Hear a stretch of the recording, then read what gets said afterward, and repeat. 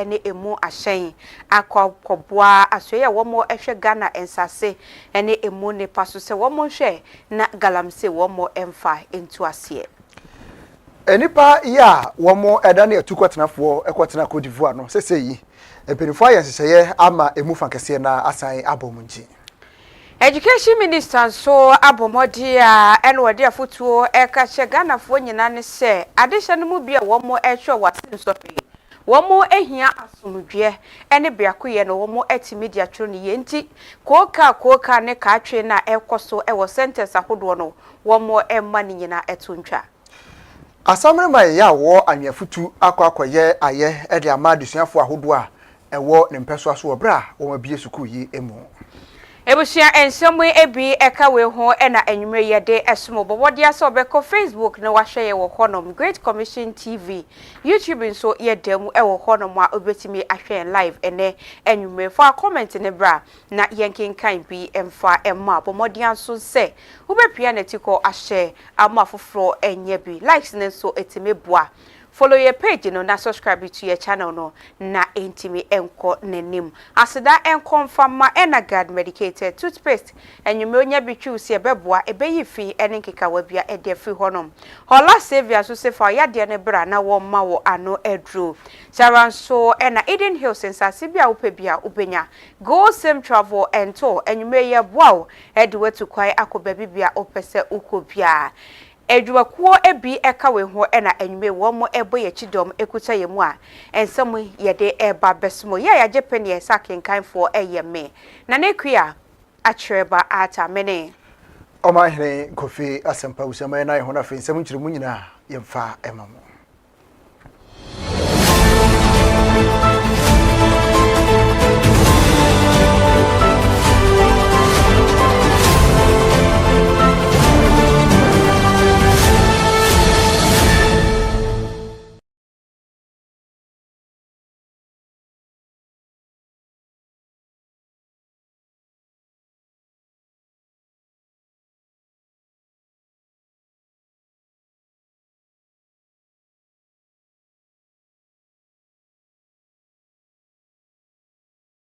Ebusia ma yemfree ensam no enche mu ase ankasa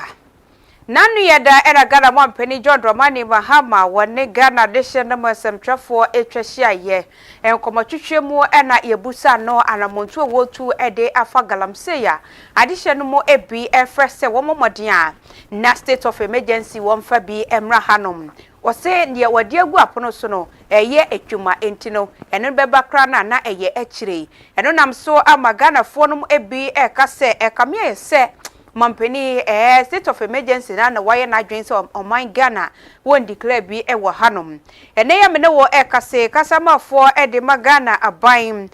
presidential spokesperson and minister of state for government communications Ora Felix Kwachi Ofosu wachirem ena wo kire se Ghana mampeni hwehwe wode agu apono so no etwuma ensase bia adehye no mo efum ye ne nyina no yabomodin agege bi ensu esese enche eni betinti state of emergency ne de akirei eba ebetimi aboa appreciates the genuine concern surrounding the issue of Galamsey because of the threat that it poses. It has naturally become an emotive subject. People are deeply concerned about it and they want urgent action. Government understands that fully, and such urgent action is underway. Let me indicate that on the matter of state of emergency, you are right. The president said that there are conventional approaches that are currently being deployed that he believes would help us achieve the objective of wiping out this canker once and for all, and that when it becomes necessary, a state of emergency may be declared. The reason being that a state of emergency is a pretty severe measure. I'm sure you are fully aware. It essentially means that you set aside laws as they are and adopt extraordinary, sometimes very harsh, very drastic measures in order to beat back a particular problem. It comes with its own difficulties, and therefore the declaration of same must be based on tangible reasoning. You must have sufficient basis to do that, so that you are very clear that the consequences that will result will be worth the effort. And as president, you do know that he has to take that decision on the basis of information available to him and what he perceives to be the capabilities of the assets that he has deployed to fight this canker. He believes earnestly that currently some gains are being made that could be sustained.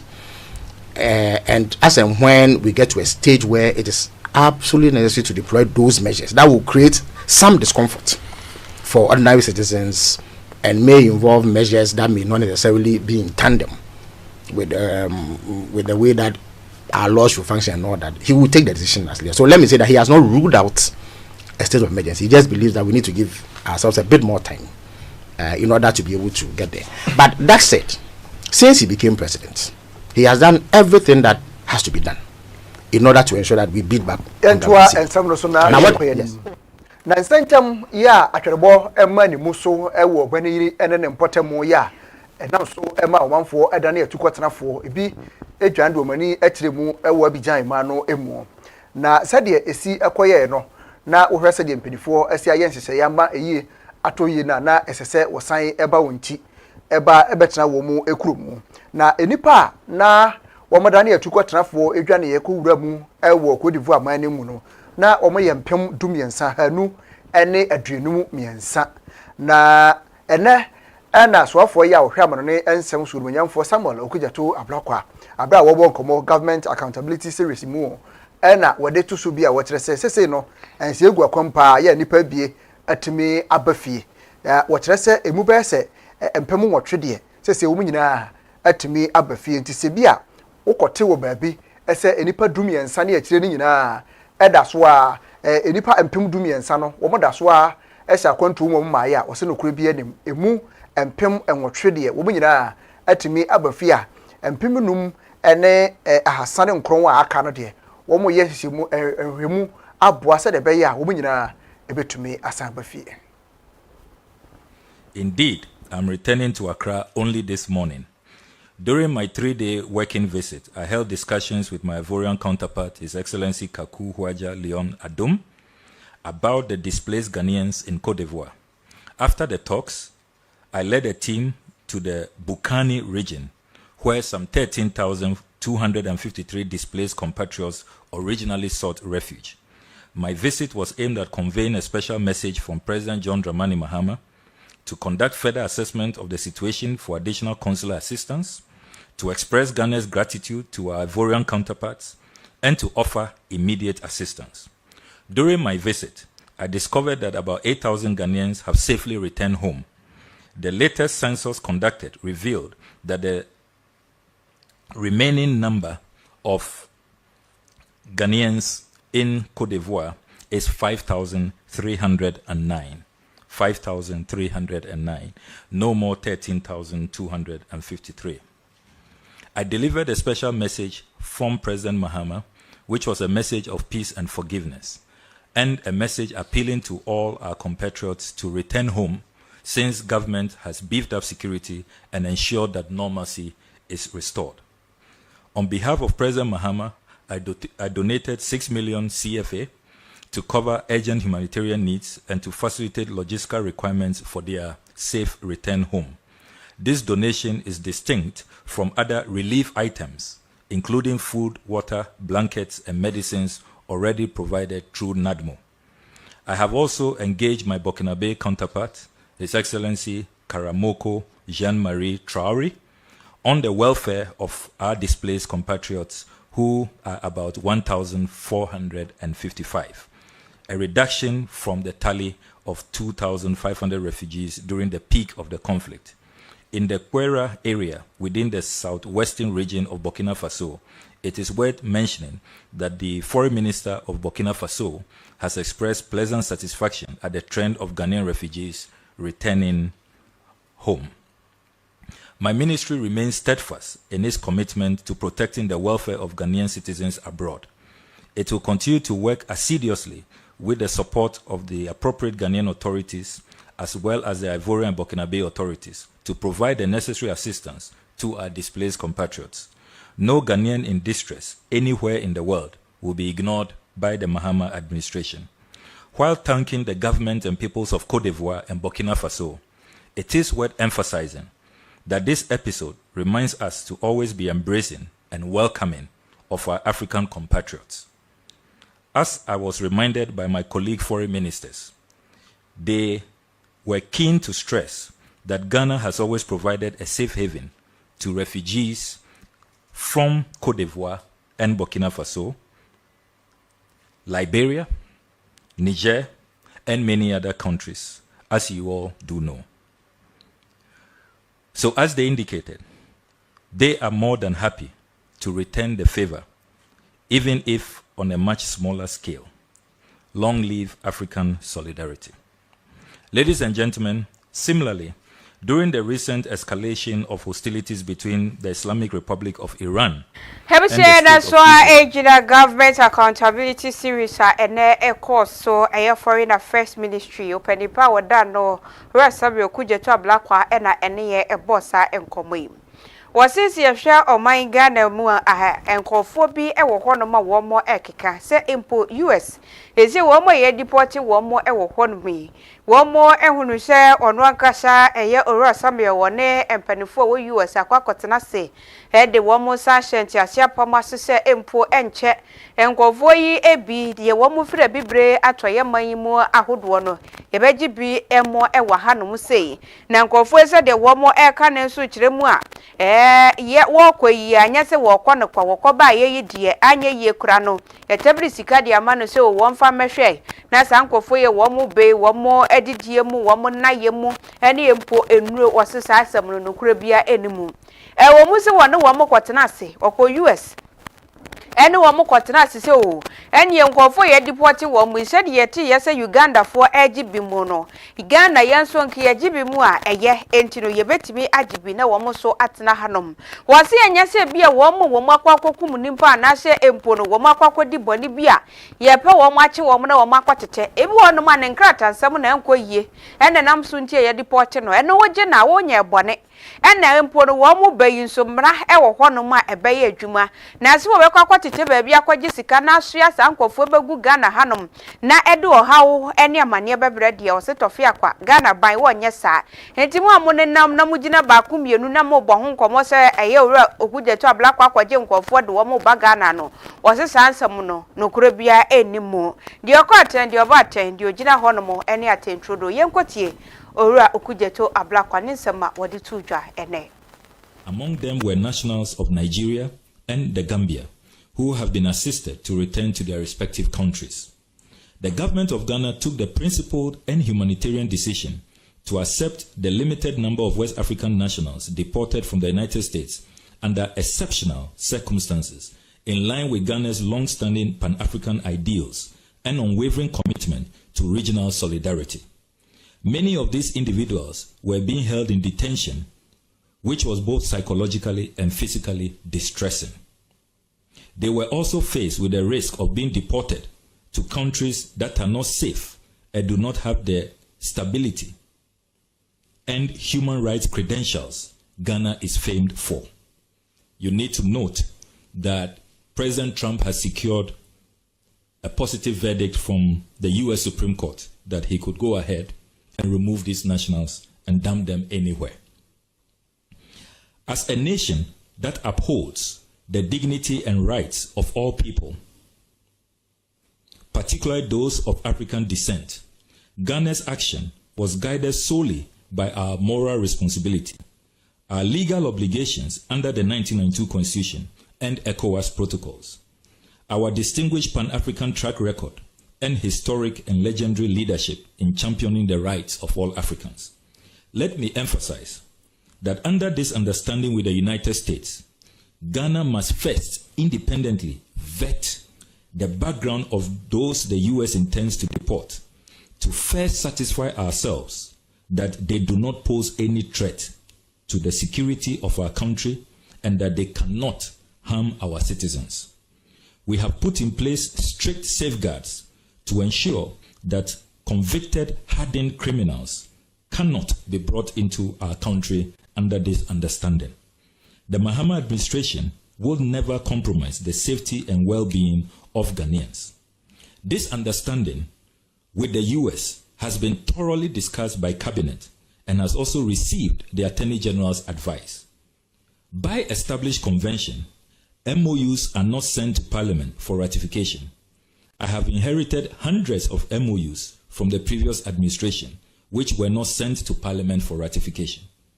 May I assure the nation that if this initial understanding is elevated into a full-blown agreement, we shall not hesitate to comply with Article 75 of the 1992 Constitution by proceeding to Parliament for ratification. President Mahama carried out full disclosure at his media encounter because he's a staunch believer in the principles of transparency and accountability. In addition, he has absolutely nothing to hide on this matter. It is important to stress and to state unequivocally that Ghana has not received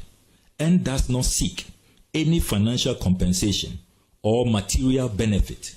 in relation to this understanding. Our decision is grounded purely on humanitarian principle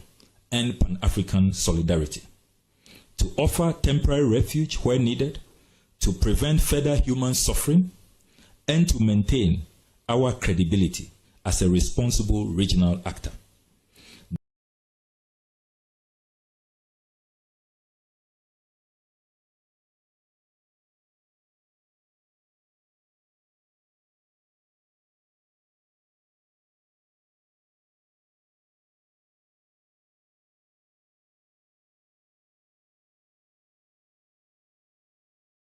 Among them were nationals of Nigeria and the Gambia, who have been assisted to return to their respective countries. As a my free accountability in some way that for young Romu ewo and some fufro emo. A lawyer for Kabunko ya ewo omemu womo afe ensiamude ya womo tai edie no and then so jumadi bi ebaso. Na watonsa e the Attorney General say womrai na womekasa ewo jumadi no ase. Dr. Dominic Ayine ekoye. Na abra wakasa no de tusu bi a wo kire se aloya fo ahodo a wo mo ewo man mu no ebra so se wo gina emra na chipa na wotimi kasa edima emra no ebi mu ho no mo se ya e kama ye se omo de amanyosem e na akata wo mani wo se na nsentem ya tokono enkomo ebeto mu yi aloya fo na esese wo gina emra chi sanse mampani egina aseke 146 eso e na wo de tu sa na mo yi na nso so na ohwe de lawyer fo bi eka ewo man mu a ebi kire se da bi antwa yie ebi so kire se ne kwan so wa no obi a eka ne de wo bra ba bi emra ne da no wo mo emfa ento na so wo kan si so people say sa de yi 2015 ebi si article 146 kro no a na obi petition say strategy boss yamono na si tu 2017 so sa isi boss yampamo no ni nyina ya article 146 ya enu ti bra so say a lawyer for ahodo a ewo man mu no ombebo oman no yamamra ne ho ban dan say omdo ho ebeje amanyosem emu. Commission in court battles over the voter identification system. This gave rise to the Abu Ramadan line of cases. Immediately upon assuming office in 2017, an Article 146 petition was filed for the removal of the chairperson of the Electoral Commission, Mrs. Charlotte Osei, and her deputies from office. The bar saw no basis to speak out about compliance with due process. But in recent times, the bar found its voice when petitions based upon the same constitutionally defined procedures were brought in respect of the removal from office of the former Chief Justice, Mrs. Gertrude Arabatokono. Ladies and gentlemen, the honest question we have to ask ourselves is, what changed? The three petitions aforementioned touch and concern office holders of three constitutional bodies critical to the sustenance of our democracy. The independence of the three institutions has been guaranteed by the Constitution. The three occupants were all women of significant repute and members of our noble profession. The three committees established pursuant to Article 146 complied with the constitutional procedure to the letter. And yet, the bar found its voice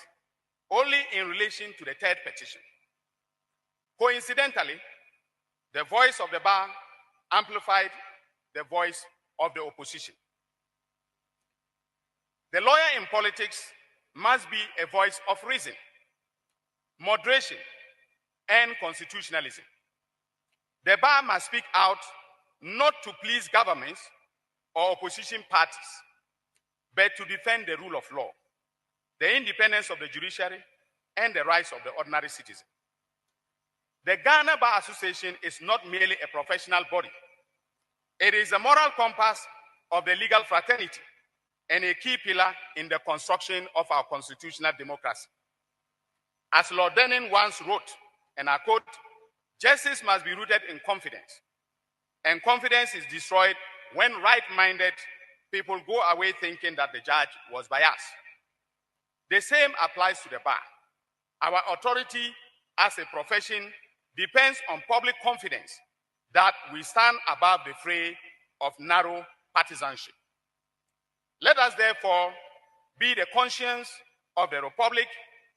fearless when governments overreach, impartial when opposition agitates, and always faithful to the sovereignty of the people.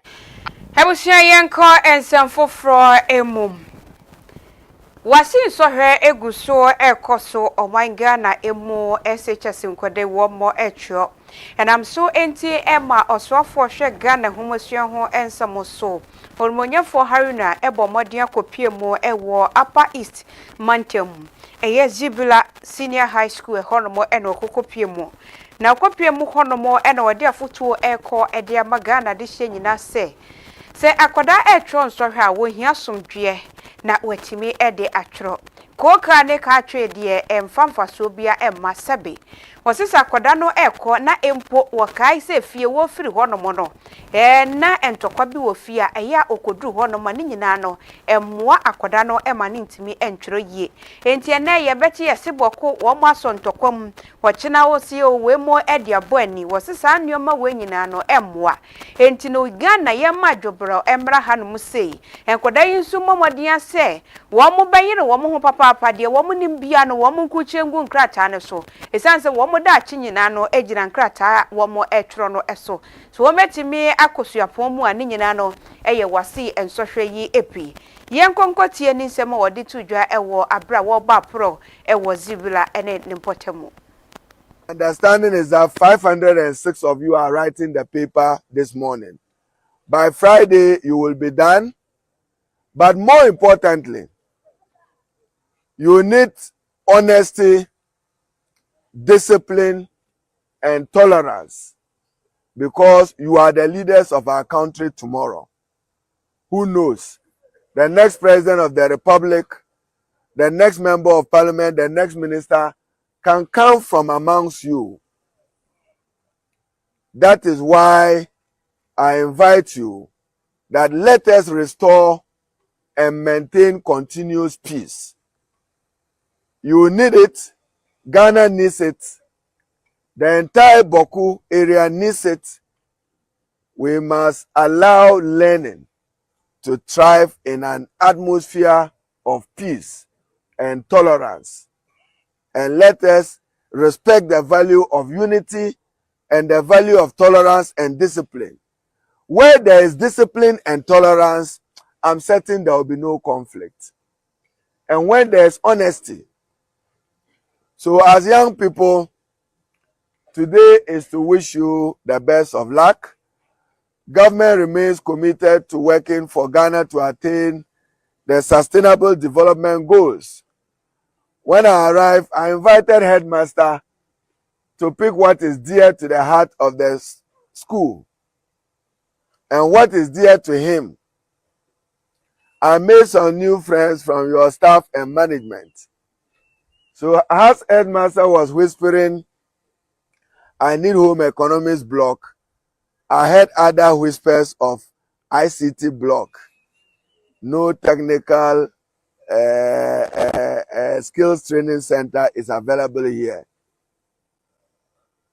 I want us to work to guarantee peace. But as I have said, I should commend the police command who accompanied us. When we walked towards here, I heard him give vivid instructions that he didn't want to see any armed person around you. That's commendable. because you don't need to be seeing that.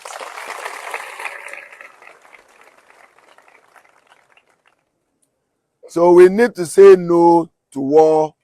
no to conflict. Education remains our surest bet to fight and end poverty in northern Ghana and in this area. And education remains our surest bet to fight ignorance and poverty. This is your opportunity. Grab it all and give it your all and give it your best. Your sacrifices will not be in vain. Understanding is that 506 of you are writing the paper this morning. By Friday, you will be done. Na ekoya womo eye coalition against Galamsey Ghana. Womo etwere womo sen edigu abanyi so pa. Ne nyina ene se womo kyerɛ sɛ na nsentam mampani John Dramani Mahama ne nsɛm bi a wɔkaayɛ sɛ ebre nuye sɛ wɔbɛpae ɔman hwehwɛ ɛwɔ Galamsey yi ɛho no. Womo ne ya adwen anye yie. Na nsen ya de womo hwɛ sɛ ɔman yi ensuo ahodoa yɛ kwaye ne nsase nyina ɛyɛ no a womo kyerɛ sɛ ne manim yɛ yi ɛsɛ sɛ mampani declare state of emergency ɛwɔ saa Galamsey yi ɛho na womo hwɛ ne mu a sɛ mampani enya de obɛyɛ ɛnam so ama womo twɛre womo se pa ɛdigu wo mampani ɛso na pani a wɔno na da ekoyi ano ɛyowura Kenneth Asigbe ana wo kyerɛ sɛ na hwɛ sɛ de nsuo sɛe kwaye ne nsase ahodoɔ yi a ɛsɛe wo man yafa na ba bia yi a ɛde abiem pa na yehia biem sɛ yebetumi apae wo man hwehwɛ sɛ ba bia duru deɛ ɛyɛ state of emergency sanse enema urgensemo ɛna wo kyerɛ sɛ wo hia ne manim yi sɛ mampani entumi entu saa na mo no anya sa demonstration bi a o mepagya pa wo kuro wi mu no ahwɛ yi a na obia entumi anyina no. In response to the president's statement on deploying a state of emergency as last resort. 1. By Article 31(9)(a) and (b), the circumstances under which a state of emergency may be declared include the current Galamsey situation, in which the actions being taken by the environmental criminals are calculated to deprive large communities of potable water, which is an essential of life. It also renders necessary the taking of measures which are required for securing the public safety, the defense of Ghana, and the maintenance of public order, and of supplies and essentials to the life of the community. This text I have written did not come from anywhere. We are paraphrasing actually a constitutional provision. We are beyond the last resort. And His Excellency, Mr. President, please, you should immediately declare a state of emergency. And again, we are very clear about it, in parts of the country, not in all of the country, not in the entire district, but in parts of the country that are required to save Ghanaians as prescribed by the Constitution. A Constitution you have agreed to uphold. The President must provide the nation with milestones and timelines to serve as a guide for continued action and demonstration of the government's commitment. APIs he has given to all MCEs and DCEs in Galamsey endemic areas should dismiss any MCE or DCE who has Galamsey still happening in their district or in municipality for incompetence. They should be investigated for complicity in these environmental crimes. The same should apply to the police and the National Investigative Bureau commanders in this district and municipality. If they are still in there representing the president and Galamsey is still happening and we've not heard them screaming out loud for support, then they are either incompetent or complicit or both. The establishment of NIMOS is a positive step, but the president must urgently provide it with adequate resources to address environmental destruction caused by mining. I'm sorry, so yeah, we can say our Great Commission Television so ma yenyina Galamsey information na fe ye na ye home right ba nsem no pina na akachi ye ba sisi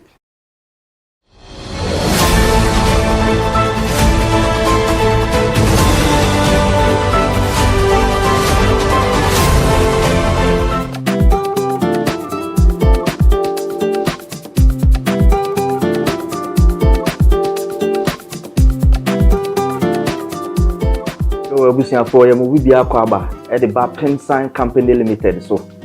edwumaku a wo Ghana ha wakofa eduro nwanwaso e de abadwa so a eduro no eye nwanwade akese eduro ni din ne Semens Vital Herbal Mixture and Capsule eduro na ne mra na de agan no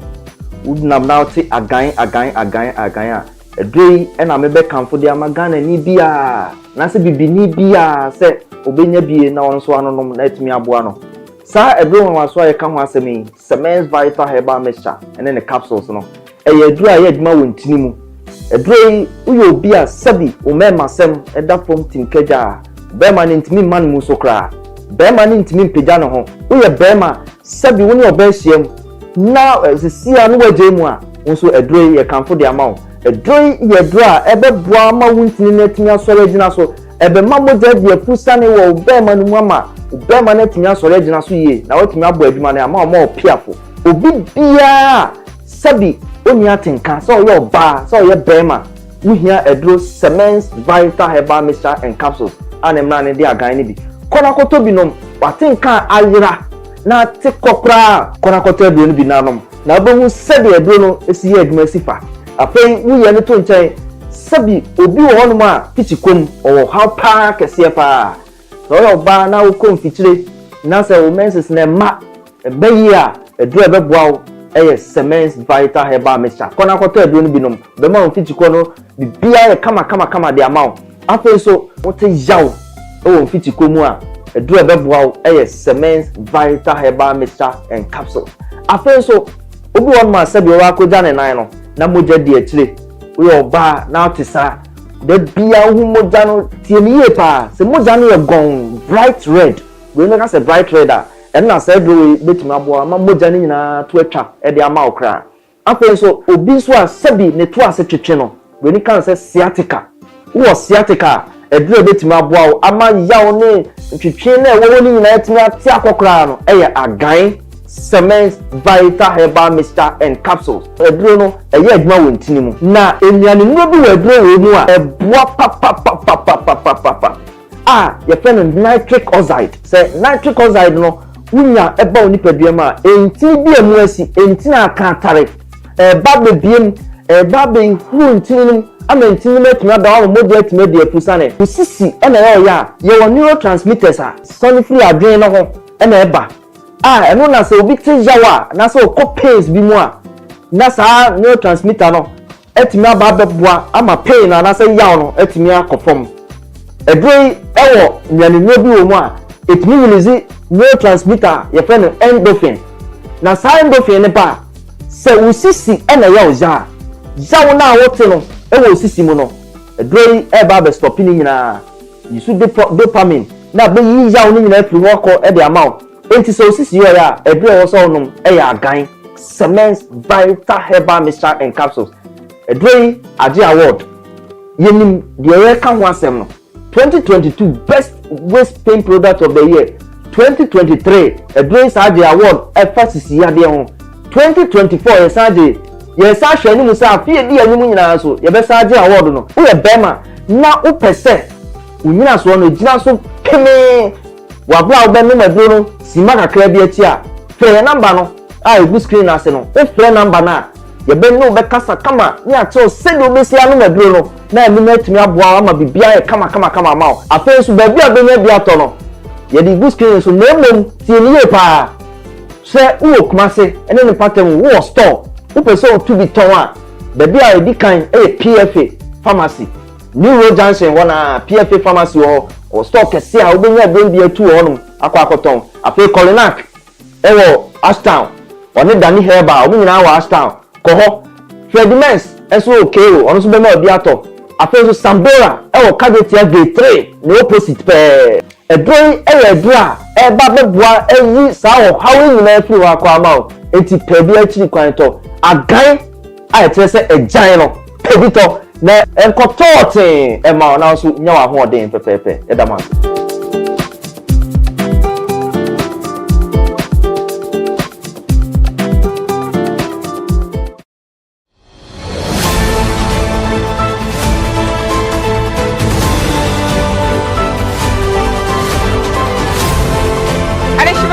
Yensa so na yemu akwaba yegu so a etwagu live on Facebook abetimi ahweye every econom Great Commission TV pomode ase obehwe na wa like a comment ye ko ensem foforo emu na aban nani swade hunu ene se obebomode na watu galamse ase ewo oman Ghana mu enam so emma no edinam osrafo wono ena ehwe Ghana ensase ene emu ene paso Honorable Emmanuel Amakofibua ene tax force de watibi pa National Anti-Illegal Mining Operations Secretariat one more enedria year good board empanifo abomode akwakopiemu econom akwakoye one more adoye papa 5 million Ghana cedis ena one more edekoye one more ewie yenso eye pickups bi Toyota die kama maku enum one more assign edepe one more so one more se one more so me na one more shagalam say ye one more person one more to asie said the ombetimi akọ nwurem sika one more de bebo one ho ban no one more emfa eno nka ho na emo one more na one more ento asie eyie openipa wada gold board ano eyo onwonya for sami jemfi wono ena ejira empanifo anemu edisika yi ekoye Honorable Amakofibua so ejeye ebomode ede ensem etudwa yenkonkoti yenko twetwe no said the esikoye the levels of water is already known. Mining is very determined and committed. But let us be clear. We are a coordinating ministry to ensure this happens. And that's exactly what we are doing today. We are working with the Attorney General to make sure that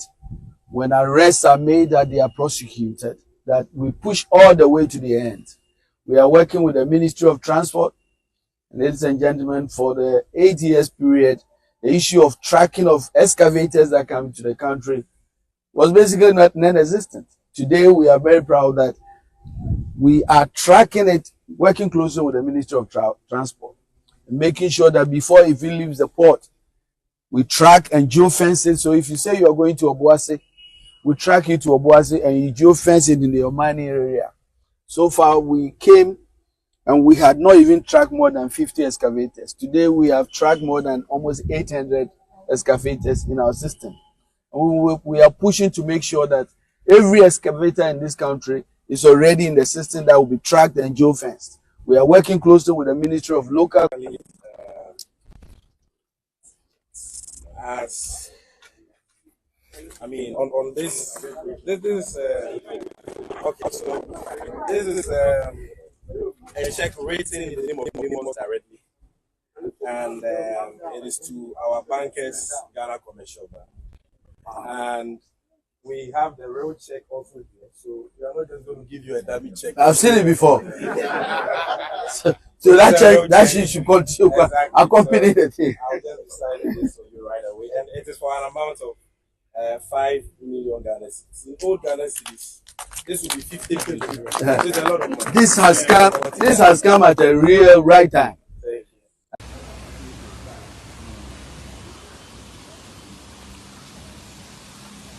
you. The levels of water is already known. We are determined to ensure that ensem foforo emu anwafutu ana fe botrampa ene ampanwe ewo atwuma mponua masinu wasante mantem no emu na asamre ya wo hono mo odokoro no a ene kofa ya woda Kachire Foundation anu wakoya ye ede ama disuafo ahodo a ewo ne mpeso aso se kasa bie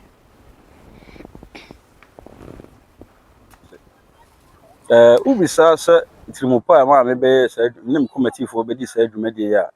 enye bibia se o hwe ye bie suku a teacher fo no nkomodi e ne wo nkomodi mu no do mo kire ne se ebi wo ho no ma kora bi wo ho betima che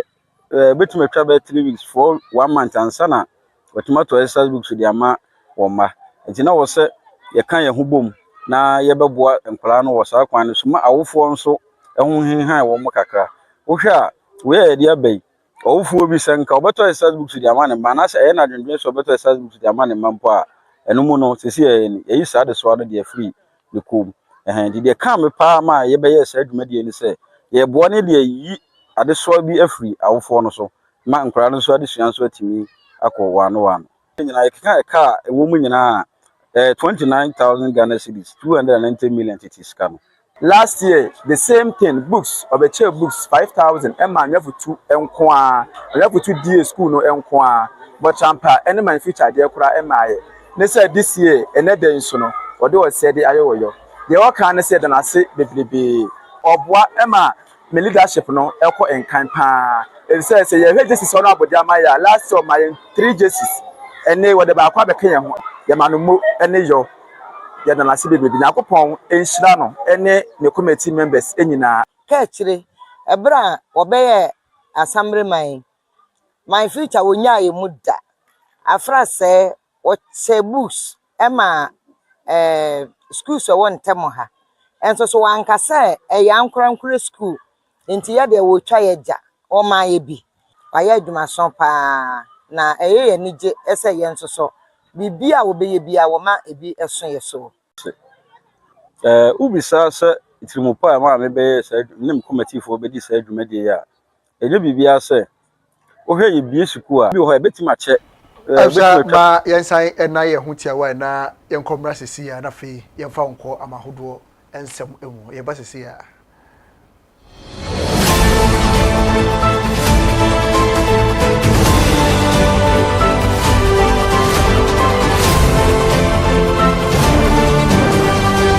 Anuanom ne adofo mede nkyira sonko mo bibiara saamre ohwe me e wakasamfoni so medin e de nana otafrija owusu ageman mene kwankyerefo a meda tam heba center ano ene adwumaku a ye de tam heba mesha e de abadwama so ana afi tam heba mesha ene ne capsules so ye de aba na ne mesha ase free ye tam heba mesha ene ne capsules no no kwasem se ye beka se ye duru foforo esanse ye de duru ba enhye da enche bebre nanso adanse bebre na nkrofo edi de fa ho patcho enane da utie me anas wo hwe me de a meka sa manu besi no menim so bebo awura drasto heba so pharmacy shop bia no akwakope tam heba mesha tam heba mesha anasa ne capsules no bi wakwakope bi ato no so dwuma be kura na saa eduro we edie no kwasan se broni kan bi se for general well-being ye kan general well-being aye se nipa efre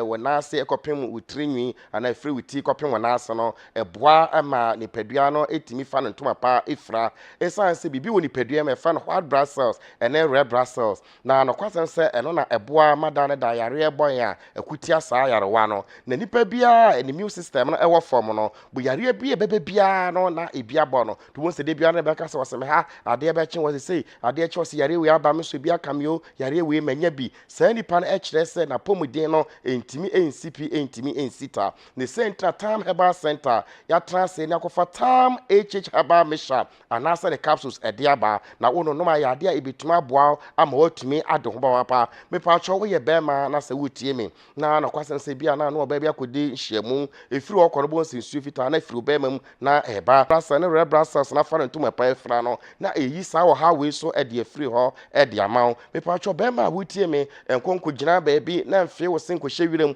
na enyo so wa mra woti yaw kese e wo bema mu ono no tam haba mesha anasa ne capsules na ayade a ebetumi aboa sei na ne capsules no so etie na no kwasem se hyade kama obu ha na duro no je sa oto nsuo na ade anom capsules no me pa cho ye de ne de wo no ma wo de obanom capsules no kwa wo de nsuo na benom nsuo no so na abeto a nsuo no kwa na obenom esanse ne nyina no eye adwuma e baako na no kwasem se wo no no aduro na etimi bo papa saa na wo ye oba so na me pa cho wo hweme a bo made na no tam haba mesha anasa ne capsules no bi esanse eboa siesia ahemfie eboa ma oba wetimi ye oba sema meninsa me ma me nua ba me ka de mo hode a me pa kire sanse mpanifo so banyansa ne yebunu be na yenkana sam to yo ba na pese wa ware esode a na wo de saa ye tam haba mesha anasa the capsules no na de aye waduru na ebeboa amane ma atimi akoyi e de amawo no kwasen so bu ano wa akora bi obo so kodware nsu ma fi ho abo se moja na efiri ne be mamu na eba obu ane de ode akọ hospital wa no num ra hodo bebre entimi emwa no ono no tam haba mesha anasa the capsules ya ebeboa yi saa ha we nyina e de efiri ho e de amawo adanse bebre na enkrofo di fedre ho me pacho wo de wutie me abomaden bowra drasto herbal shop bia ben wo bia no wo kwa wo so petam haba mesha anasa the capsules ya number is 0244 417 669 0244 417 669 sanso go screen ase obotimi afre na sembuse obia no nso watumi abusayen me patro anu akire no ye dry de ba adwa so a ene ba bia atu se eye time heba misha ene ofa ba bia no obi e ka time heba misha mu secret ene sen de dada meta kan se mini secret bia na mu ene madwuma pa ye yi ntino ena ma aduro ne da so a igina ne nan so me patro ye ade malaria fever na eha wo wanumato untumi ne din dane dana honam eye woya okoto kete so a untumi na waduro eye time heba misha eduro ne ye eduro a wonom ebeboa mo otuma didi ebeboa mo otuma numsuom na yare ebu okwampa betena fidie so no na yade ana manka na nsu eduro na ekọ sanse yankopon ene se yare yare safiro yankopon eso de dua time heba misha mu me na otafiri ja se bowura draso heba show forma show bia okwa menka se meto eduro bia keke okwa so pe time heba misha TIME yade wonya bia betumi abo papa ama wo so watumi ado ho wona se yehwe ho na ma edwa ho obabu abo bosom yensa bosom yinu na sebsem no hunu mogya ni obi okra wonim se yade asebsem afuro na wafa na so baka hospital be na mogya mo hwehwemu no na malaria parasite ene woni nipaduam na akofa saa o hawe ede abre no ono no time heba mishane bia bebo ayisa o hawe nyina ede afiri ho ye ko hospital health centers a doctor fo bedi ho adanse se yade ekumuni papa malaria fever na so ye kanisia no binim sa agro bi na yedi sa se perefo so wirekoto sakum enya manse hu na so na ya asemihia dane dasma metaka kasa bibiri ense yade aduro ene se yade dodo akonwa no bakofo entra so ne senti wo de bomade koto tam heba misha ana tam heba misha ne capsules ne bi na eyusu na yade ebetuma boa na dane dansoro de ase da PC de ma tam heba center me do bibira sesem nya so na munya adaje na mohwe me nyame adoma dasane ebesan ahia midin na otafrija owusu agiman makramo.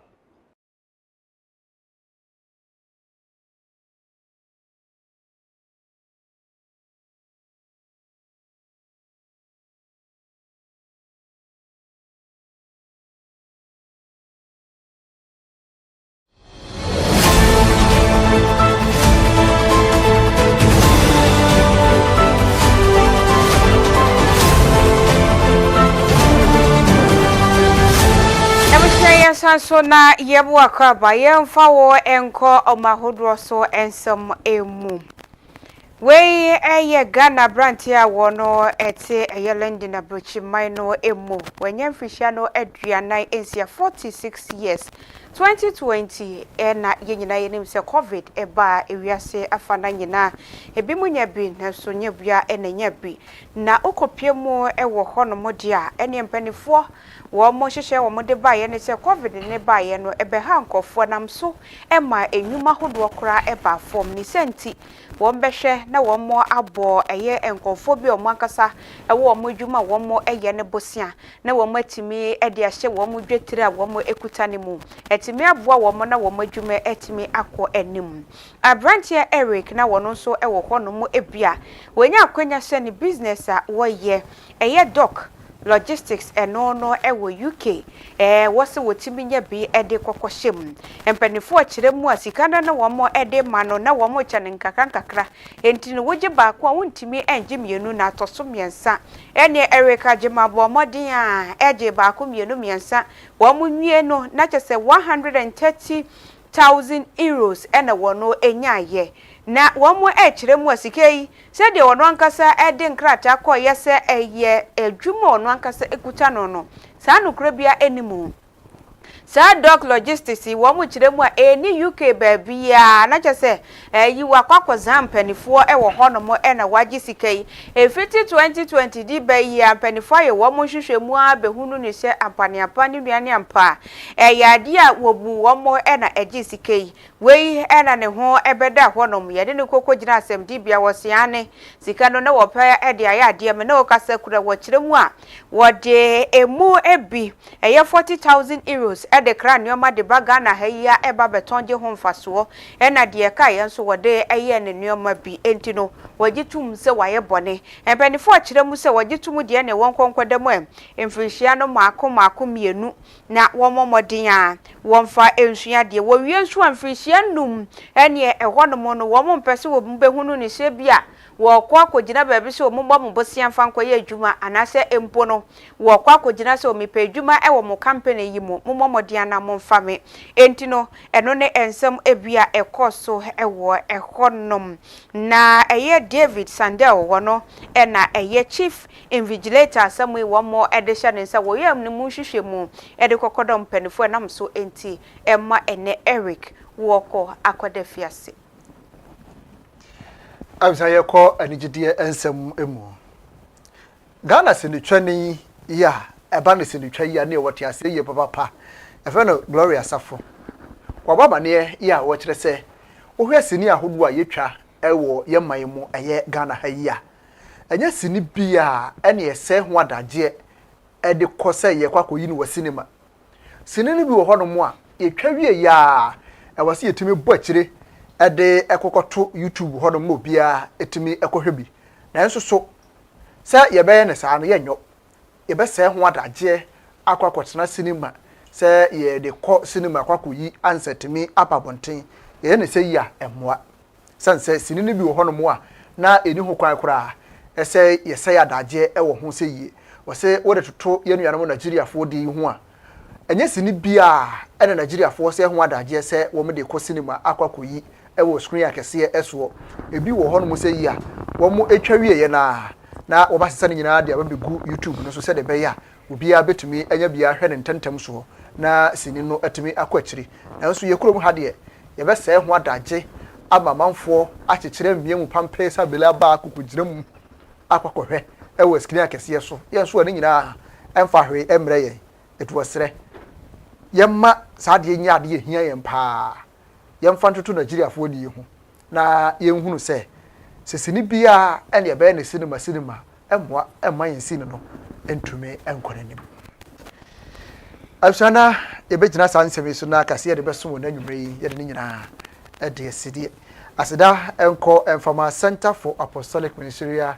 Apprenticeship Eden Hills Residential Services afi Hola Sevia Herbal Center na afi Enagad toothpaste ne so ka ho bia wo nyina